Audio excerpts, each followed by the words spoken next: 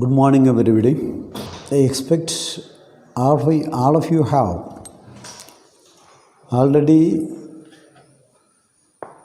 gone through the initial classes, and also you have thoroughly understood the process of creating aggregate demand, the importance of aggregate demand, and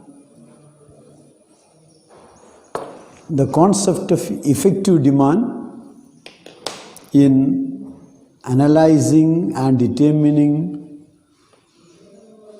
the general income in the economy, where we have concluded that always there is an active role of government in compensating the shortage in private spending and in bridging a gap between aggregate demand and aggregate supply. We also noted that government through fiscal policy can create additional demand, employment, and income can be increased. Today, we analyze the role of fiscal policy. What is fiscal policy? What is its role in influencing the economy, its objectives, limitations, etc. Fiscal policy is the policies of the government or policies of the treasury. Fisc means treasury. So it is policies of the government. The difference between fiscal policy and monetary policy.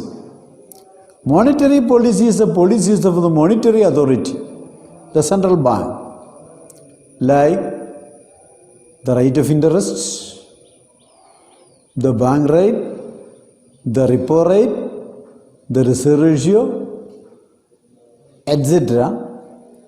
These are all policies undertaken by the central government, central bank, for influencing or controlling the economy. Instead, fiscal policy is the policies of the government. Today, nobody can reject the effect of government taxation, expenditure, and debt policy on general economic activity, production, employment, and income. This increases the role of fiscal policy in deciding general economic activity of an economy. Then fiscal policy can be defined as, we define fiscal policy as deliberate manipulation of tax, expenditure, and debt policies of the government. Deliberate manipulation of tax, expenditure, and debt policies.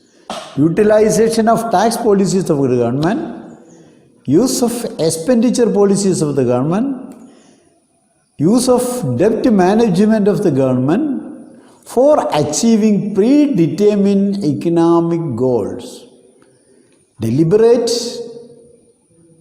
manipulation or utilization of tax, expenditure, and debt policies of government for achieving predecided or determined economic goals like maximum growth, employment, and stability. This is our definition for fiscal policy. G.K. Shaw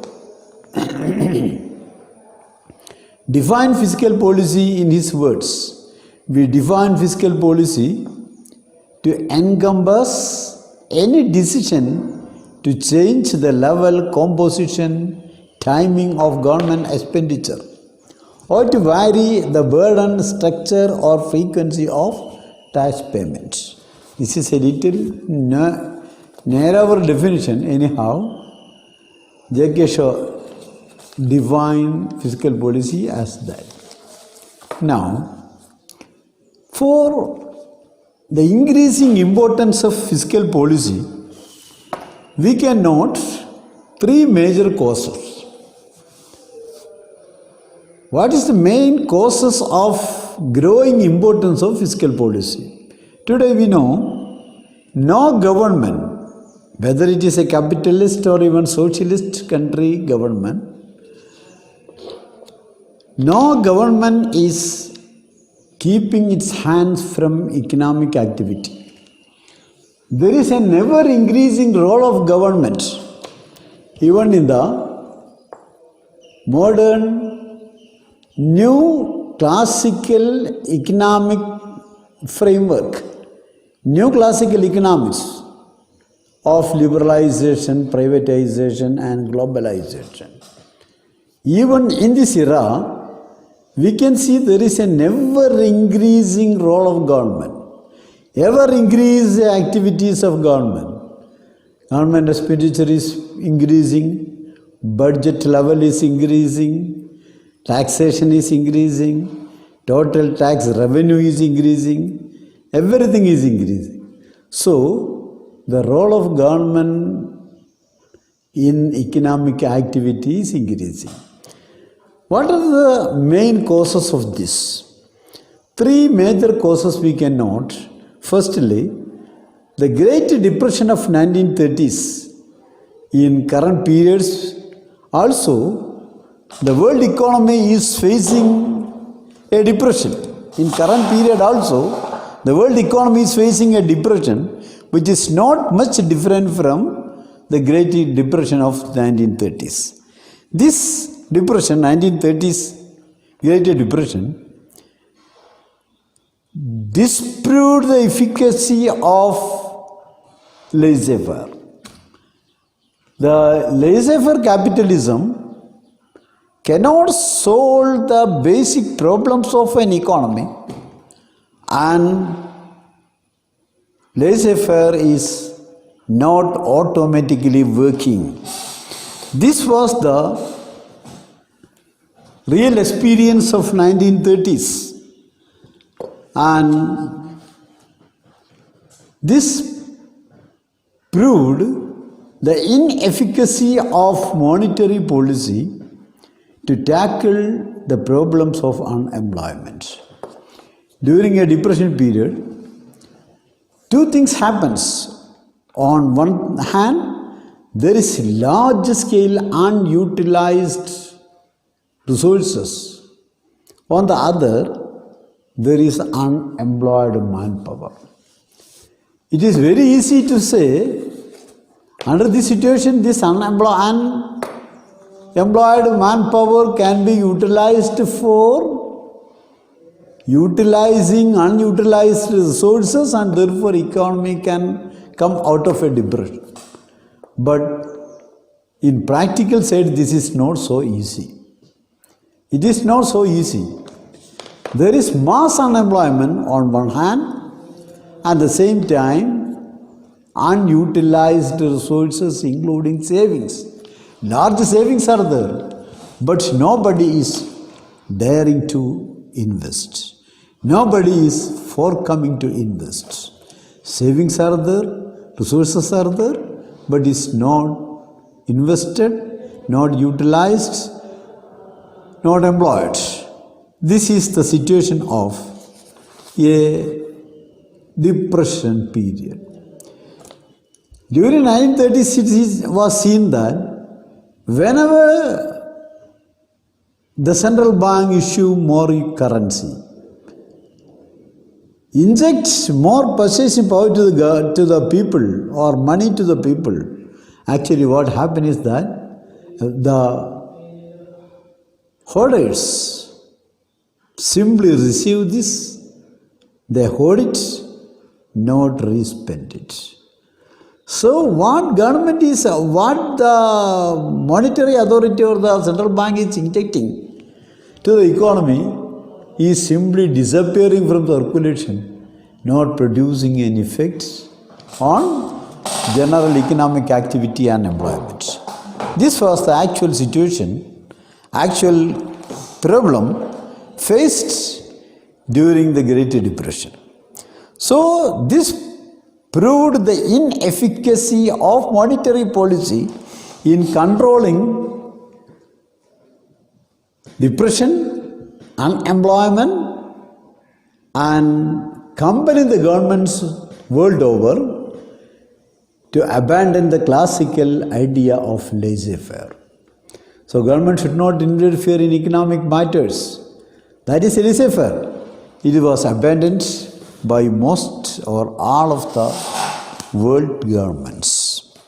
ഒന്നാമത് monetary policy ഉപയോഗിച്ചുകൊണ്ട് ഇക്കോണമിയെ control ചെയ്യുക, employment create ചെയ്യുക, ഡിപ്രഷനെ fight ചെയ്യുക എന്നത് പ്രായോഗിക തലത്തിൽ നടക്കുന്നില്ല എന്ന് 1930കളിലെ ഡിപ്രഷൻ ലോകത്തിനെ ബോധ്യപ്പെടുത്തി. സെൻട്രൽ ബാങ്കിന് എന്ത് ചെയ്യാൻ പറ്റും? കൂടുതൽ പണം അടിച്ചിറക്കാൻ പറ്റും. പലിശ റേറ്റ് നിരക്ക് കുറച്ചുകൊണ്ട്, ബാങ്ക് റേറ്റ് കുറച്ചുകൊണ്ട്, അല്ലെങ്കിൽ റിപ്പോ റേറ്റ് കുറച്ചുകൊണ്ട് ജനങ്ങളിലേക്ക് കൂടുതൽ ക്രെഡിറ്റ് ഫെസിലിറ്റീസ് എത്തിച്ചു കൊടുക്കാൻ കഴിയും. പക്ഷേ യഥാർത്ഥത്തിൽ ചുറ്റും നിൽക്കുന്ന ഒരു ഗ്ലട്ട് വരുന്ന കാലഘട്ടത്തിലെ അല്ലെങ്കിൽ നിയർ ഫ്യൂച്ചറിലെ ഇക്കണോമിക് എഫിഷ്യൻസിയെ പറ്റിയും അഗ്രിഗേറ്റ് ഡിമാൻഡിനെ പറ്റിയും വളരെ മോശമായ ഒരു ചിന്ത, ഒരു ബോധം ഇൻവെസ്റ്റേഴ്സിൽ ഉണ്ടാക്കുന്നു എന്നതുകൊണ്ട് ഈ ഇൻജക്റ്റ് ചെയ്യപ്പെടുന്ന പണം അബ്സോർബ് ചെയ്ത് സ്വീകരിച്ച് അത് വീണ്ടും റീസ്പെൻഡ് ചെയ്യുകയോ ഇൻവെസ്റ്റ് ചെയ്യുകയോ ചെയ്യുന്നതിന് പകരം മൊത്തത്തിൽ ഒരു ശുഭാപ്തി വിശ്വാസം ഇല്ലാത്തത് കൊണ്ട് പണം കയ്യിൽ വരുന്നവരൊക്കെ അത് കെട്ടി സൂക്ഷിച്ചു വെക്കുന്നു. അത് പാത്തു വെക്കണം. ഇങ്ങനെ സൂക്ഷിച്ചു വെക്കുന്നത് കൊണ്ട് it is not returning to the income flow of the economy. Income ഫ്ലോയിലേക്ക് അത് തിരിച്ചു വരുന്നില്ല. നമുക്കറിയാം, മൾട്ടിപ്ലയർ ഉണ്ടാകുന്നതും ആക്സിലറേറ്റർ ഇഫക്റ്റ് ഉണ്ടാകുന്നതിനൊക്കെ എന്ത് വേണം? ഈ കിട്ടുന്ന പണം ചിലവഴിക്കുന്നത് ഉണ്ടാകണം. അതുകൊണ്ടാണ് മൾട്ടിപ്ലയറിനെ നാം നേരത്തെ ഡിഫൈൻ ചെയ്യുന്നതിന് വേണ്ടി MPCയോട് അതിനെ കണക്റ്റ് ചെയ്തത്. Marginal propensity to consume. Depression കാലത്ത് marginal propensity to consume is coming very very very low. ജനങ്ങൾ പണം ചിലവഴിക്കുന്നില്ല, സ്പെൻഡിങ് കുറയുന്നു. ഇങ്ങനെ മാർജിനൽ പ്രൊപ്പൻസിറ്റി ടു കൺസ്യൂം കുറയുന്നത് കൊണ്ട് കയ്യിൽ കിട്ടുന്ന പണം റീസ്പെൻഡ് ചെയ്യാതെ ഹോൾഡ് ചെയ്യുന്ന, അത് പൂഴ്ത്തിവെക്കുന്ന ഒരവസ്ഥാവിശേഷം ഉണ്ടാകുന്നു. അതുകൊണ്ട് തന്നെ ഗവൺമെൻറ് എത്ര പണം അടിച്ചിറക്കുമ്പോഴും അതിൻ്റെ ഇഫക്റ്റ് മാർക്കറ്റിൽ കാണുന്നില്ല. ഈ അവസ്ഥയിൽ റിസർവർ കൈവെടിഞ്ഞ് ഗവൺമെൻറ് ഇൻ്റർഫിയറൻസ് വേണം എന്ന ഒരു ചിന്ത ആഗോളതലത്തിൽ വന്നു എന്നതാണ് ഫിസിക്കൽ പോളിസിയുടെ ഇമ്പോർട്ടൻസ് വർദ്ധിക്കാൻ ഒരു കാരണം. രണ്ടാമത്തേത്, the publication of general theory as a landmark in macroeconomics. 1930കളിലെ ഈ അവസ്ഥയിൽ അൺഎംപ്ലോയ്ഡ് മാൻ പവർ ഒരു ഭാഗത്തും അൺയൂട്ടിലൈസ്ഡ് റിസോഴ്സസ് മറ്റൊരു ഭാഗത്തും ഇക്കണോമിക് ആക്ടിവിറ്റി ഒന്നായിട്ട് ഡിപ്രഷനിലേക്ക് കൂപ്പിക്കുത്തുന്ന ഒരവസ്ഥയും ഉണ്ടായപ്പോൾ അതിനെപ്പറ്റി പഠിക്കാൻ വേണ്ടി ബ്രിട്ടീഷ് ഗവൺമെൻറ് ചുമതലപ്പെടുത്തിയതനുസരിച്ചാണ് കാംബ്രിഡ്ജ് സ്കൂൾ ഓഫ് തോട്ടിൻ്റെ ഭാഗമായിരുന്ന കെയ്ൻസ്, അദ്ദേഹത്തിൻ്റെ നേതൃത്വത്തിലുള്ള ഒരു ടീം വിശദമായി ഇതിനെപ്പറ്റി പഠനം നടത്തിയിട്ട് അതിൻ്റെ റിസൾട്ടായിരുന്നു 1936 ദ ജനറൽ തിയറി എന്ന പേരിൽ അദ്ദേഹം ഒരു പുസ്തകം പ്രസിദ്ധീകരിക്കുന്നത്. The general theory of employment, income and interest. ഈ പുസ്തകം ഒരു ഭാഗത്ത് അഗ്രിഗേറ്റ് ഡിമാൻഡിൻ്റെ പ്രാധാന്യവും ഇഫക്റ്റീവ് ഡിമാൻഡും ഡിഫൈൻ ചെയ്യുമ്പോൾ ഇൻവെസ്റ്റ്മെൻറ്റ് സോഷ്യലൈസ് ചെയ്യണം. ഇൻവെസ്റ്റ്മെൻറ്റ് പ്രൈവറ്റ് സെക്ടറിന് മാത്രം വിട്ടുകൊടുത്തത് കൊണ്ട് ചില മേഖലകളിലേക്ക് മാത്രം ഇൻവെസ്റ്റ്മെൻറ്റ് വരികയും ഹൈലി നെസസറി ബേസിക് മേഖലകളിലേക്ക് ഇൻവെസ്റ്റ്മെൻറ്റ് വരാതിരിക്കുകയും ചെയ്യുന്ന ഒരവസ്ഥ ഉണ്ടാകും. അതുകൊണ്ട് there should be socialization of investment. അദ്ദേഹം ഇതിലൂന്നി പറഞ്ഞ മറ്റൊരു കാര്യം അതാണ്. ഇതിനുള്ള മാർഗമെന്ന നിലയ്ക്ക് പബ്ലിക് വർക്ക്സ് ഗവൺമെൻറ് കൂടുതലായിട്ട് ഏറ്റെടുക്കുക. Construction of public works, public roads, dams, bus stands, public buildings. So public work activities in general. Undertaking of railroads, undertaking of social welfare measures, etc., through which government increases its expenditure and public is supplied with more funds. Government is injecting more money through public expenditure to the economy. ഈ രൂപത്തിൽ aggregate ഡിമാൻഡിൻ്റെ പ്രാധാന്യം അൺഎംപ്ലോയ്മെൻറ്റിനെയും ഡിപ്രഷനെയും fight ചെയ്യുന്നതിൽ government എക്സ്പെൻഡിച്ചറിൻ്റെ പ്രാധാന്യവും വളരെ ഉയർത്തിപ്പിടിച്ച് general theory എന്ന പുസ്തകം വന്നപ്പോൾ അക്കാഡമിഷ്യൻസിനും പോളിസി മേക്കേഴ്സിനും വലിയ സ്വാധീനം അത് ചെലുത്തി. സ്വാഭാവികമായും ഗ്രോയിങ് ഇമ്പോർട്ടൻസ് ഓഫ് ഫിസ്ക്കൽ പോളിസിക്ക് അത് കാരണമായി. Thirdly, increasing government activities.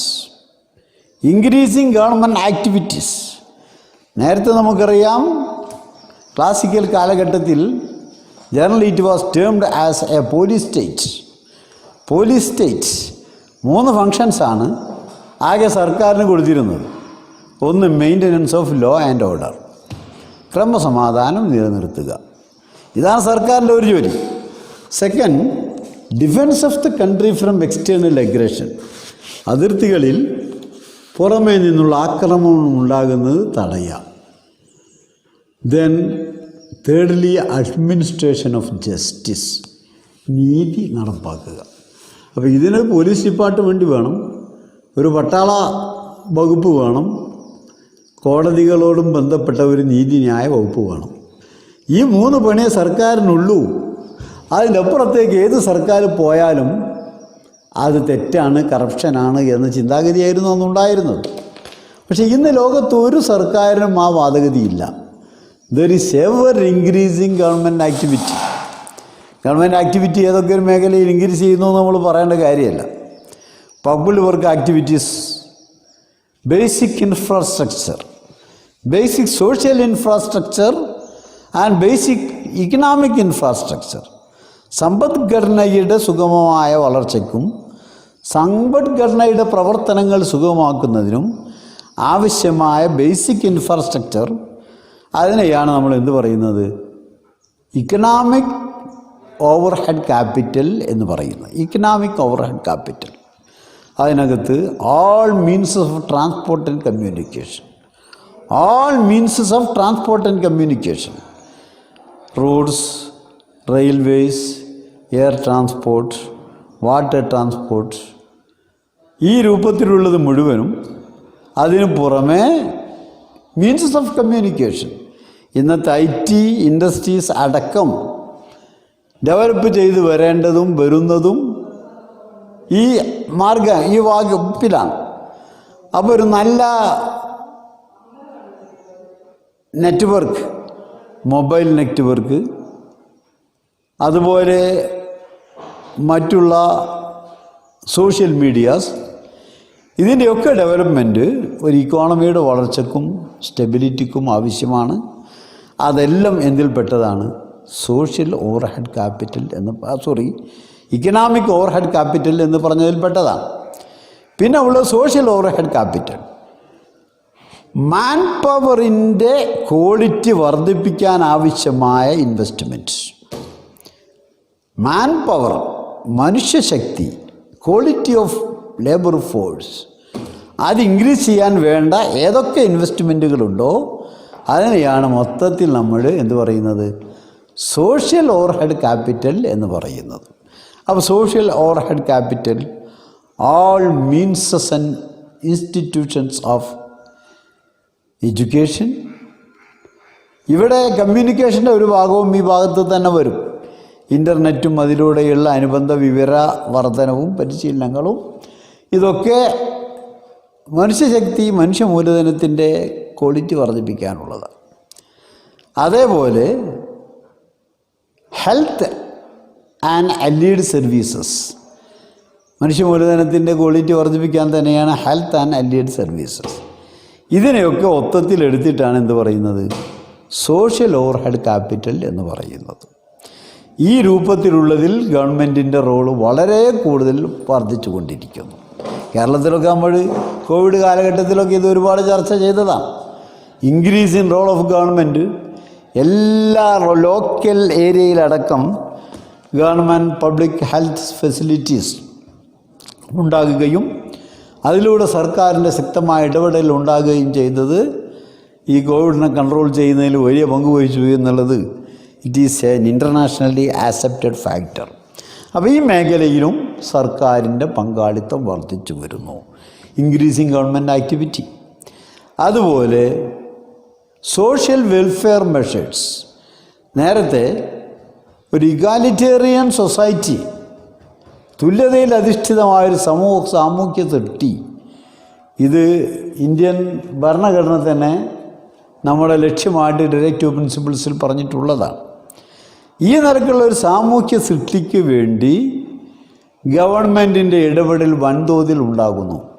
എന്താ സംഭവിക്കുന്നത്, നിശ്ചിത ലെവലിൻ്റെ താഴെയുള്ള, പ്രത്യേകിച്ച് പോവർട്ടി ലൈനിൻ്റെ താഴെയുള്ള ആളുകൾ അവരുടെ ജീവിത നിലവാരം മെച്ചപ്പെടുത്തുന്നതിന് വേണ്ടി food security program, social welfare programs, then employment benefits, old age pensions, other social security pensions, ഈ രൂപത്തിലുള്ളതൊക്കെ വളരെ കൂടുതലായിട്ട് വർദ്ധിക്കുന്നു.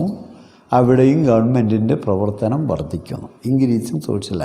Increasing government activity. അതുപോലെ ഇൻവെസ്റ്റ്മെൻറ്റ് ഇക്കണോമിക് ഗ്രോത്തിന് വേണ്ടി പലപ്പോഴും നമുക്കറിയാം ഇന്ത്യയിൽ ഇതുവരെ പൂർണ്ണമായും ഒരു പ്ലാൻഡ് ഡെവലപ്മെൻറ്റാണ് നടന്നത്. പഞ്ചവത്സര പദ്ധതിയിലൂടെ വന്നു. ഇപ്പോൾ പ്ലാനിംഗ് കമ്മീഷൻ അടക്കം പിരിച്ചു വിട്ടിട്ട് പോയിട്ടുണ്ട്. അത് വേറെ വിഷയം. നേരത്തെ പഞ്ചവത്സര പദ്ധതികളിലൂടെ തുടർച്ചയായി 12 പദ്ധതികളിലൂടെ രാജ്യത്തിൻ്റെ ഡെവലപ്മെൻറ്റിന് വേണ്ടി പബ്ലിക് ഇൻവെസ്റ്റ്മെൻറ്റ്, ഓരോ പദ്ധതിയിലും വൻതോതിൽ പബ്ലിക് ഇൻവെസ്റ്റ്മെൻറ്റ് ഉണ്ടായിരുന്നു. ആ ഗവൺമെൻറ് ആക്ടിവിറ്റി അവിടെയും വർദ്ധിക്കുന്നു, ഗവൺമെൻറ് എക്സ്പെൻഡിച്ചർ വർദ്ധിക്കുന്നു. ഈ രൂപത്തിൽ increasing government activity has created an increasing botherance about fiscal policy, and the importance of fiscal policy is increasing. So here three causes. One, Great Depression of 1930s disproving the efficacy of classical models and laissez-faire. Secondly, publication of general theory and advocacy for increasing public activity and government interference. Thirdly, increasing government activity leading to increase in taxation, government spending and government borrowing. This also increased the importance of fiscal policy. Then, next we examine the objectives of fiscal policy. For what purpose government is utilizing its tax, expenditure and borrowing policies through fiscal policy in an economy. The first objective is said to be full employment. Government utilizes its fiscal policy, its expenditure policy tax policy for achieving full employment. In modern period, all the governments aim at full employment because the severity of poverty and the severity of inequality is felt by the bottom 10% of population. Bottom 10% of population. This bottom 10% in many countries, including India, they are really getting less than 1% of national income. The lowest 10% of population gets less than 1% of national income. So the severity of inequality and poverty is felt here. And to fight this, a good method is providing employment for the people. പാവപ്പെട്ടവർക്ക് എത്തിപ്പിടിക്കാൻ പറ്റുന്ന രൂപത്തിൽ employment അവസരങ്ങൾ സൃഷ്ടിച്ചാൽ ഇതിനെ fight ചെയ്യാൻ പറ്റും.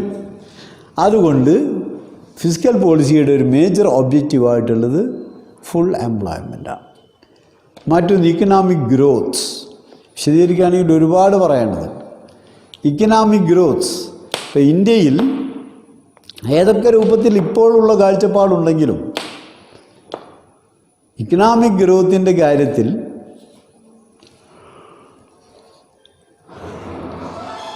കഴിഞ്ഞകാല government ഇൻവെസ്റ്റ്മെൻറ്റുകൾ ഒരു വലിയ പങ്ക് വഹിച്ചിട്ടുണ്ട്. ഗവൺമെൻറ് ഇൻവെസ്റ്റ്മെൻറ്റ് അതിലൂടെയാണ് നമുക്ക് ബേസിക് ഇൻഫ്രാസ്ട്രക്ചർ മുഴുവൻ ക്രിയേറ്റ് ചെയ്തത്. ഫസ്റ്റ് 5 ഇയർ പ്ലാൻ വിനോ ഏറ്റവും വലിയ ഊന്നൽ കൊടുത്തത് അയൺ ആൻഡ് സ്റ്റീൽ ഇൻഡസ്ട്രി ഉൾക്കൊള്ളുന്ന ബേസിക് ആൻഡ് കീ ഇൻഡസ്ട്രീസിനാണ്. കാരണം എന്താ? ഡെവലപ്മെൻറ്റ് വരണമെങ്കിൽ യന്ത്രോപകരണങ്ങൾ വേണം. പുതിയ ഇൻവെസ്റ്റ്മെൻറ്റിന് യന്ത്രങ്ങൾ വേണം. ഈ യന്ത്രങ്ങൾ ഉണ്ടാവണമെങ്കിൽ ഈ അയൺ സ്റ്റീൽ ഇൻഡസ്ട്രി ഡെവലപ്പ് ചെയ്യണം. അപ്പോൾ ഈ രൂപത്തിൽ ഓരോന്നിനും പ്രത്യേക ഊന്നൽ കൊടുത്ത് രണ്ടാമത്തെ പഞ്ചവത്സര പദ്ധതി പൂർണ്ണമായി ഇൻഡസ്ട്രിയൽ പഞ്ചവത്സര പദ്ധതിയാണ്. ഫസ്റ്റ് അഗ്രികൾച്ചറിനാണ് മുൻതൂക്കം കൊടുത്തത്. എന്നാലും അവിടെയും ബേസിക് ആൻഡ് കീ ഇൻഡസ്ട്രീസിന് വലിയ പ്രാധാന്യം കൊടുത്തു.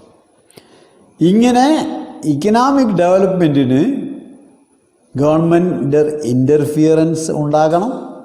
അതാണ് ഫിസ്ക്കൽ പോളിസിയുടെ ഉദ്ദേശിക്കുന്നത്. പിന്നെ ഈക്വാലിറ്റി ഇൻ ഡിസ്ട്രിബ്യൂഷൻ. ഒരുപാട് ഇൻകം ജനറേറ്റ് ചെയ്തു, അത് മുഴുവനും ഒരു ഭാഗത്തേക്ക് കോൺസെൻട്രേറ്റ് ചെയ്ത് ലബ് സൈഡഡ് ആയിട്ട് ഇക്കോണമി പോകുകയാണെങ്കിൽ അതുകൊണ്ട് വെൽഫെയർ ഉണ്ടാകില്ല. ഇപ്പോൾ ഇന്ത്യയിൽ തന്നെ നമുക്കറിയാം, ഇന്ത്യയുടെ മൊത്തം വരുമാനത്തിൻ്റെ വലിയ ശതമാനം, ഏകദേശം ഇന്ത്യൻ ടോട്ടൽ നാഷണൽ ഇൻകത്തിൻ്റെ 70% ഹയസ്റ്റ് 10% കയ്യിലേക്കാണ് പോകുന്നത്. Highest 10%. 32 major multinational corporations, major കമ്പനികൾ, ടാറ്റ, ബിർള, റിലയൻസ്, മഹീന്ദ്ര, ബജാജ്, ഇങ്ങനെയുള്ള 32 കമ്പനികൾ എടുത്താൽ ഇന്ത്യൻ സമ്പദ്ഘടനയിൽ ഏകദേശം 70% അവരെ പോക്കറ്റിലേക്കാണ് പോകുന്നത്. 32 കമ്പനികളിലേക്ക്. ഈ രൂപത്തിലുള്ള ഒരവസ്ഥാവിശേഷം കൊണ്ട് ഇക്കണോമിക് വെൽഫെയർ വർദ്ധിക്കില്ല. നമുക്ക് ഇൻകം വർദ്ധിച്ചു എന്ന് പറയാം, പ്രൊഡക്ഷൻ വർദ്ധിച്ചു എന്ന് പറയാം, നാഷണൽ ഇൻകം വികസിക്കുന്നു അല്ലെങ്കിൽ വളരുന്നു എന്ന് പറയാം. പക്ഷേ ക്ഷേമ അവസ്ഥയിൽ മാറ്റം ഉണ്ടാവില്ല. ഇക്കണോമിക് വെൽഫെയർ വർദ്ധിക്കില്ല. കാരണം ഒരു ഭാഗത്ത് സമ്പത്ത് കുന്നുകൂടുന്നത് കൊണ്ട് വളരെ കുറഞ്ഞ ആളുകൾക്കാണ് അതുകൊണ്ട് ബെനിഫിറ്റ് കിട്ടുന്നത്. വലിയ ശതമാനം ജനങ്ങൾ ബേസിക് നീഡ്സ് പോലും പരിഹരിക്കാൻ കഴിയാത്ത അവസ്ഥയിൽ നിൽക്കുന്നു. ആ നിൽക്കുന്ന ഒരവസ്ഥ സമ്പദ്ഘടനയ്ക്ക്, വെൽഫെയറിനും ഒരു ജനാധിപത്യ രാജ്യത്തിനും തീരെ യോജിച്ചതല്ല. അതുകൊണ്ട് equitable society. An equitable society അത് ക്രിയേറ്റ് ചെയ്യുക എന്നത് ഫിസ്ക്കൽ പോളിസിയുടെ വലിയ ലക്ഷ്യമാണ്. അതേ പ്രകാരം ബൂസ്റ്റിംഗ് ഓഫ് അഗ്രിഗേറ്റ് ഡിമാൻഡ്, നേരത്തെ നമ്മൾ പറഞ്ഞു അഗ്രിഗേറ്റ് ഡിമാൻഡ് ഉണ്ടാകുമ്പോഴേ ഇൻവെസ്റ്റ്മെൻറ്റിനുള്ള താല്പര്യം ഉണ്ടാവുള്ളൂ.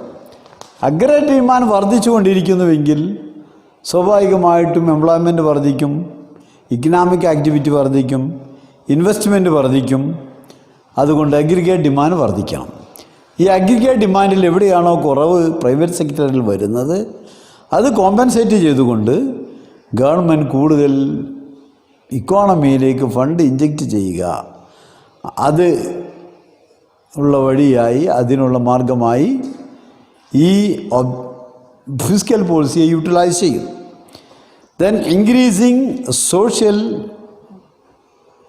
സെക്യൂരിറ്റി, എംപ്ലോയ്മെൻ്റ് ഇല്ലാത്തവർക്ക് എംപ്ലോയ്മെൻറ്റ് ബെനിഫിറ്റ് നൽകുക, ഓൾഡ് ഏജിൽ ഉള്ള ആളുകൾക്ക് ഓൾഡ് ഏജ് പെൻഷൻ നൽകുക, അതുപോലെ വിധവകളടക്കമുള്ള വളരെ പ്രയാസം അനുഭവിക്കുന്നവർക്ക് വേണ്ട സഹായം നൽകുക, അതുവഴി അവരുടെ വെൽഫെയർ വർദ്ധിപ്പിച്ചു കൊണ്ടുവരിക.